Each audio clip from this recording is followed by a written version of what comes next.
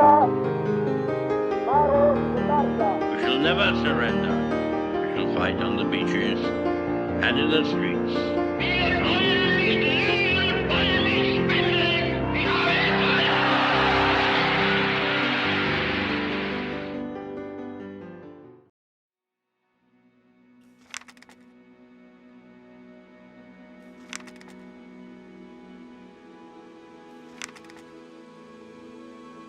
After the fall of France, relations between Italy and Greece deteriorated rapidly. Italy had territorial interests in Greece, and France had assured that Greek independence would be maintained. But once France was defeated, it created opportunity for Italy to pursue its ambitions. Several incidents took place between the two nations, which included the harassing of Greek naval vessels by the Italian Air Force. Several vessels were sunk, and many were damaged by Italy's aggression. But even as these actions took place, Greece still remained neutral. Adolf Hitler urged Mussolini to avoid Balkan complications and to focus on the British forces in North Africa, which he did for a matter of time, but on October 7th, German troops entered Romania to guard the Ploiești oil fields, which was Germany's main source of oil at the time, and also to secretly prepare for Operation Barbarossa, the German invasion of the Soviet Union. Mussolini, having not been informed of this action, regarded it as an encroachment on Italy's sphere of influence and advanced plans for an invasion of Greece. As an Italian invasion became probable, Britain sent air support to operate in Greece. Mussolini invited the Bulgarians to take part in the invasion, but they were determined to stay out of the war. Also, 6 years earlier, Turkey had threatened to intervene if Bulgaria attacked Greece. He believed that the Greek army would not last long against Italy's forces. He was so confident that he demilitarized 300,000 soldiers and 600,000 reservists prior to the invasion. They returned to the mainland for the harvest. But equipment and supplies that were planned for the campaign simply had not arrived by the dawn of the invasion. For example, of the 1,750 lorries planned for the offensive, only 107 had arrived by the time the offensive commenced. General Badoglio, chief of the General Staff, tried to reason with Mussolini, but he only achieved a 4-day postponement. On October 28th, Italian forces crossed the frontier into Greece. Due to the location of the Pindus Mountains, the campaign was divided into two theatres. In the west was the Epirus sector, which comprised of the 15th Corps, totaling 42,000 men. And in the east was the Corse sector, which comprised of the 16th Corps, numbering 44,000 men, which, including reserves, totaled to 150,000 soldiers. And facing them was 120,000 Greeks. But when Bulgarian neutrality was assured, Greece was free to divert its forces from the Bulgarian border to the Albanian front. This force included the 13th and 17th Divisions, along with the 16th Brigade and the entire General Reserve, totaling around 100,000 troops.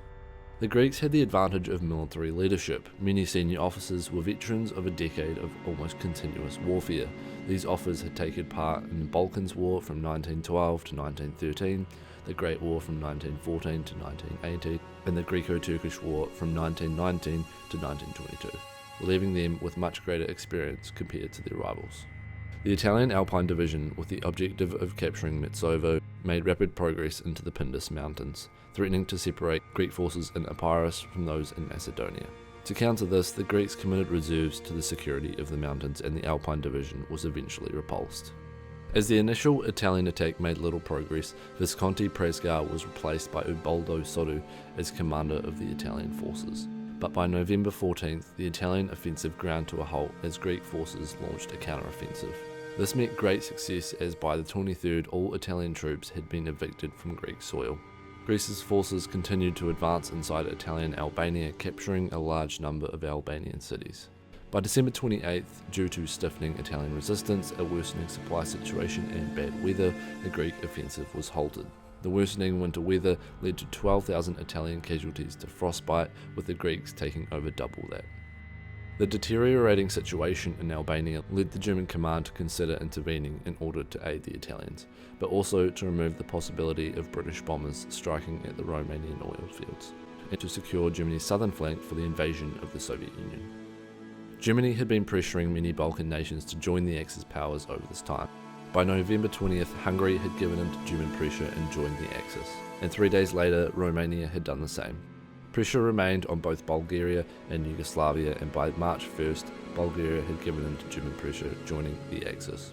By now, the German Africa Corps had been dispatched to North Africa, who were also aiding the Italians.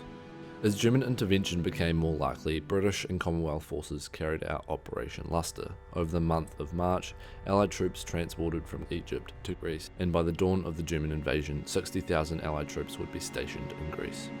Italian forces, unable to push back the Greeks, wanted to achieve some success before any German intervention did take place. They therefore bolstered their forces in Albania and planned for a major spring offensive.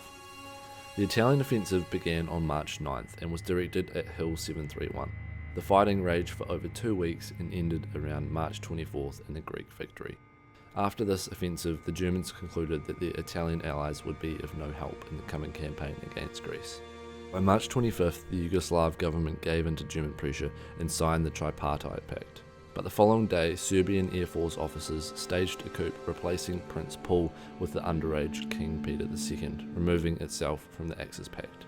This move angered Hitler, and Yugoslavia was quickly added into the invasion plan. With access to Hungarian, Romanian and Bulgarian territory, German forces prepared for the invasion. German intervention in the Balkans began on April 6, 1941, with a simultaneous invasion of both Greece and Yugoslavia. The invasion of Yugoslavia began with the bombing of the Yugoslav capital Belgrade. This was done in retaliation for the coup that was appropriately codenamed Operation Retribution. The major bombing is estimated to have killed between 3,000 and 4,000 civilians and largely disconnected much of the army high command from the Yugoslav forces. The ground offensive began in Bulgaria when German troops crossed the frontier into Yugoslavia. At the same time, the 3rd Yugoslav Army launched an offensive into northern Albania in an effort to force the Italians out of the Balkans. The attack saw initial success but was forced to halt due to the rapid German advance on the Bulgarian frontier. On the 10th, the rest of the frontier lit up as German troops in Osmark advanced on Zagreb, while German forces in Hungary, Romania and those in Bulgaria made a three-pronged drive on Belgrade. With the help of a local Croatian uprising, Zagreb was captured the same day, and the Yugoslav defence began to disintegrate. On the 11th, Italian and Hungarian forces launched their own offensives, both meeting a little resistance. Belgrade was captured the next day, and by the 14th, the military was considering surrender. Meanwhile, in Greece, German forces from Yugoslavia had advanced south, striking on the Greco-Yugoslav border. This drive served three purposes, the first being that they would bypass and outflank the Metaxas line on the Bulgarian frontier. Also, they would isolate Yugoslavia from its allies in the south, and they would separate the Greek forces on the Metaxas line from those in the remainder of Greece. While this manoeuvre was carried out, German forces advanced into western Thrace. Most troops had been withdrawn from this area as it was considered prone to encirclement. Due to the fighting on the Albanian front, the Metaxas line had been deprived of valuable manpower. The line was designed for a force of 200,000, but by April the force numbered just 60,000. German forces continued to drive south, and by the 9th of April, most units on the Metaxas line had surrendered. The German 40th Corps, under Lieutenant General Sturm, was tasked with cutting off Greek forces in Albania. A drive west was made by Sturm's forces, which met resistance from the 1st Armoured Brigade. The following day, the order was given to withdraw Greek forces from Albania. The 40th Corps then encountered the Greek 20th Division, which was covering the Greek withdrawal. German units advanced in pursuit, and the Italians in the north did the same. Meanwhile, in Yugoslavia, the German Blitz had broken up the defence. By April 14th, the Yugoslav government had fled the country, and the military was seeking an armistice. This was signed on April 17th and took effect the following day. By April 20th, German forces had advanced well behind the Greek units on the Albanian frontier, and an offer of surrender was made to the Germans. No such offer was made to the Italians, as they did not want to give them the satisfaction of victory that they had not earned. In fact, on orders of Hitler, the negotiations were kept secret from the Italians until the surrender was accepted. This outraged Mussolini, and he reacted by ordering counterattacks against all Greek forces, which met little success. Surprisingly, Greek soldiers were not taken as prisoners of war, but they were allowed to return to their homes after demobilisation. Meanwhile, in central Greece, British and Commonwealth forces were withdrawing south, with German units in pursuit, and by April 21st, the order was given to evacuate Allied troops off the Greek mainland. A delaying action was made at Thermopylae by 2 Australian and New Zealand brigades, which brought valuable time for the retreating units. Another was made at Thebes, and on April 27th, German units entered the Greek capital Athens. Over 6 days, from April 24th till April 30th, 50,000 Allied troops were evacuated to Crete and Egypt. This laid the scene for the Battle of Crete, the largest airborne invasion in history. Defended by British, Greek, Australian and New Zealand troops, the island came under attack on May 20th. German paratroopers landed on the island but were initially repelled and suffered heavy casualties. But as more troops flowed in, the Allies were defeated and the island came under German occupation on June 1st. Of the 32,000 Allied troops on the island, only 18,000 were evacuated in time. This marked the end of the Balkans campaign. Due to the high German casualties in the Battle of Crete, large airborne assaults were abandoned for the remainder of the war. Greece and Yugoslavia were then divided through annexations and occupations. Northern Greece was annexed by Bulgaria, and Germany occupied several locations around Greece, including Athens and most of Crete. And the remainder came under Italian occupation. In Yugoslavia, Bulgaria annexed territory in the south, and Hungary did the same further north. Germany annexed northern Yugoslavia and occupied the state of Serbia. Italy annexed several parts of Yugoslavia and occupied the state of Montenegro. The independent state of Croatia was formed, which was a German and Italian puppet. Greece and Yugoslavia would remain under Axis control until 1944, when they were liberated by British and Soviet troops.